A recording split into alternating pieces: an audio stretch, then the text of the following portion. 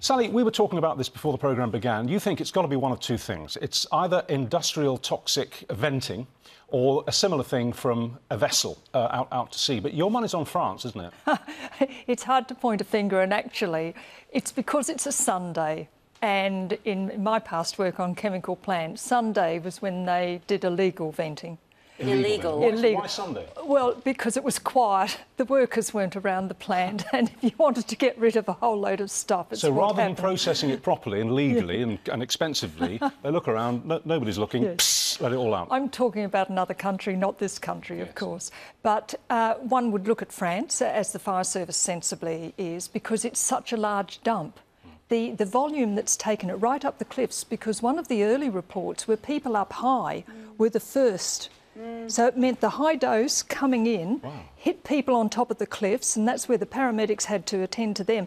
People down on the beach probably were getting a bit of dilution down there and weren't as bad as they could have been. So when you look at the symptoms that people are complaining of, breathing difficulties, stinging eyes, sort of burning in their sort of eyeballs, really, is what some of them were saying. It sounds sort of generic reaction to anything, but does it tell you anything about what it could have been, what chemical it might have been? The few bits of information, and we're estimating, and again the fire services in Britain, they're superb on chemicals, they'll probably have a good idea, but we would think potentially a plastics chemical. A plastics chemical? Yes, a plastics chemical, because it might have a vinyl, it might have a chloride, it might smell of plastic, but it could be any of those types of chemicals in manufacturing.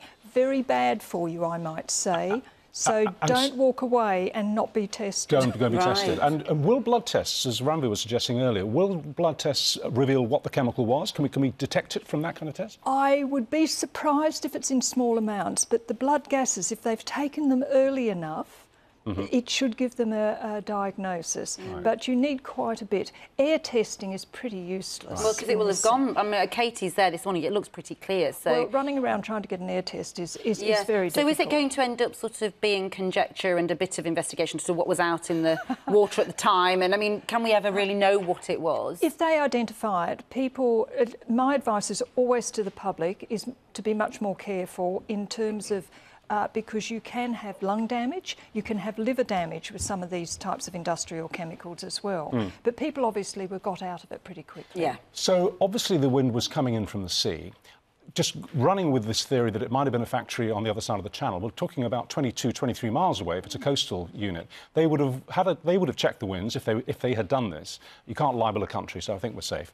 They would have checked the wind, and then with the wind blowing out to sea, they would have vented. It must have been a heck of a lot. Well, it is large.